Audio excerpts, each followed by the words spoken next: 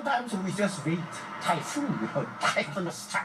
Do you sing then? Do you have a mass when the typhoon strikes? Oh yes, during this, no exception. What will happen if this base becomes operational? They have destroyed the environment, destroyed the life of villagers. No, we should be witness of that oppression and violence, you know.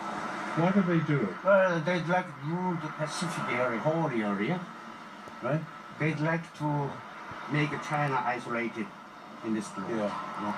You know? It means U.S. government want to be emperor of this world.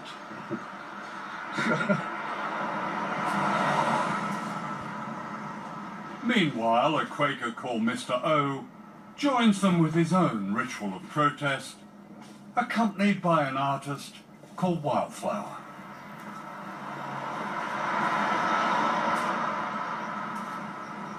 오츠건 선생님이 산부일배를 하다 보면 이렇게 바닥에 숙여야 되잖아요. 그래서 차들이 올 때 못 볼 수 있어요. 매우 위험하죠. 그래서 제가 뒤에서 좀 눈에 띄게 이렇게 하고 있으면 그런 교통사고를 막을 수도 있고요. 저도 제 바느질이 명상이라고 생각하거든요. 실제로 그 뇌파가 명상할 때 거의 비슷해요. 바느질할 때. 저는 저 해군기지가 명백하게 미국의 전쟁기지라고 생각해요. 그래서 대치와 더불어서 우리나라 한반도 남쪽, 전쪽, 서쪽으로 미군 기지가 들어있어요. 그래서 저는 이 제주가 마지막 이 서해안 쪽으로 전쟁 벨트를 지었는데 그 벨트의 맨 마지막이라 생각을 해요. 그 당연히 이거는 중국이 겨냥하고 있기 때문에 중국과의 분쟁 또는 이쪽 동북아의 평화를 정말 위협할 수 있는 그런 기지라서 이게 가장 큰 위험이라고 생각을 해요.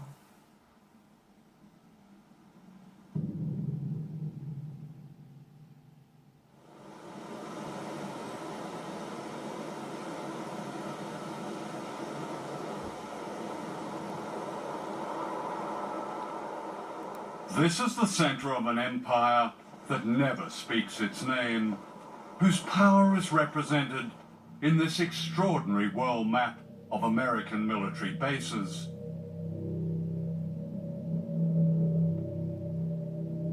"4,000 bases in the United States, almost 1,000 bases spread across every continent. The archipelago of empire, the bases that we have around the world hidden in plain sight, are the real territory of our empire. But at the same time, we maintain independent governments in Japan or South Korea or Germany. They don't have autonomy when it comes to foreign policy. So it's a very sophisticated and effective system whereby we pat ourselves on the back for helping to midwife democracy in Japan and Germany and South Korea and various other places, while keeping the lid on in that we don't know what these countries would do if they were fully independent. And the beauty of this system is that most people pay no attention to it at all. They think it's just a natural occurrence to have 50,000 American troops in Japan. There's no country that has better anti-imperial cred than the United States, and we are not trying to recreate the glories of the British Empire. We're arguing that the world is round. We have a global policy, and all nations have global rights. No ocean has ever been dominated the way the U.S. dominates the Pacific. Navy and Air Force, they claim that in the Pearl Harbor headquarters of the Pacific Command, they claim to be responsible for 52% of the Earth's surface. And when you look at their logo, it shows an eagle over the Aleutian Islands with one tail on coming down somewhere near Seattle and the other coming down right over Beijing. So Beijing looks at a network of bases, a real archipelago of empire that's been built up since the Korean War. You have had, and still have, an arc of bases that start in Australia and go through the Pacific. We have no bases in Australia. You have Pine Gap, you have Darwin, and you have a new facility in Western Australia. No, to speak precisely, we have no military bases in Australia. What we do is operate with and in Australian bases. Yeah. But we're not in the basing business nowadays. There's a growing collection of what are referred to as lily pad bases. These are bases that have typically 200-300 troops, no family members, very few amenities, and are often quite secretive. They're bases that are frequently constructed within a foreign country's base to disguise it, and generally are not referred to as bases. Many of these bases have been set up to combat China's worldwide economic influence. From these bases, the United States operates a secret army in 147 countries. If you're going to be a free country rather than give in to every gangster regime in the world, you're going to have to take a risk, because those gangsters, they want to eliminate good people in the world so they can and in China they want to dominate all of the Far East. They want to dominate, just like Japan wanted to before World War II. Their goal was to dominate that part of the world. Today, because there has been no political reform in Beijing, these guys want to dominate a huge chunk of the planet. Twilight struggle. Andrew Krupenovich served on America's National Defense Panel. He's a military strategist and war planner. You've written that airstrikes and naval blockades have a role to play in punishing China. You've described the need for sea mines. You've described the need for special forces, US special forces, and missiles placed in islands. This sounds like a preparation for war. Our first president, George Washington, said, if you want peace, prepare for war. And essentially, what the United States is doing, again, is responding to provocative behavior on the part of China. And just as we did in the Cold War, the idea was to have a position of military strength such that your adversaries were not tempted to act in aggressive ways or try and employ coercion to get their way. I mean, just last week, the US Navy sent a guided missile destroyer into the Spratly Islands, the South China Sea. And what was different about this, I think, was that Chinese fighters scrambled. That sounds like an escalator.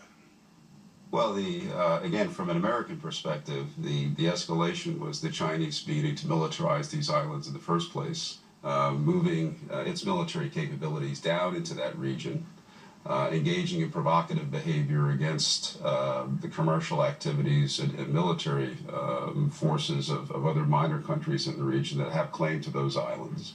So it's a response to Chinese intimidation. Excuse me, how is commerce being intimidated in the South China Sea? There have been no military forces, no military bases there.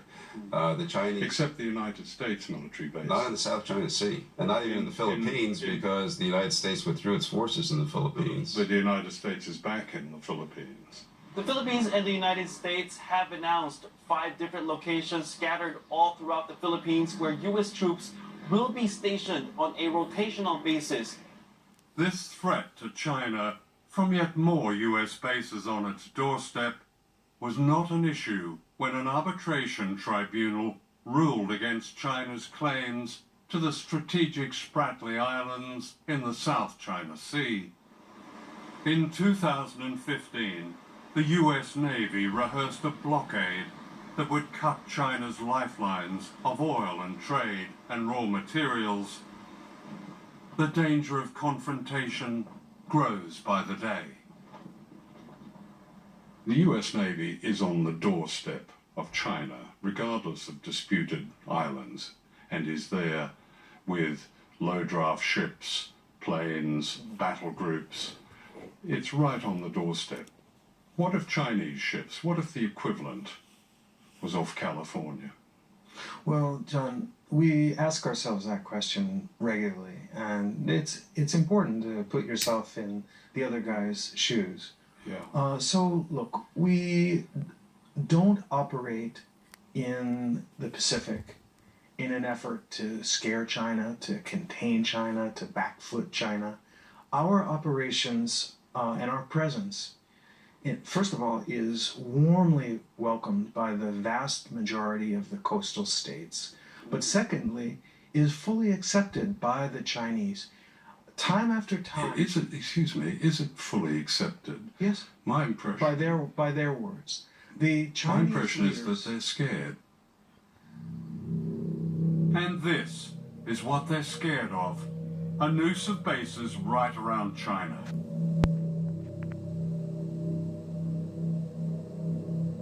Missiles, bombers, drones, warships.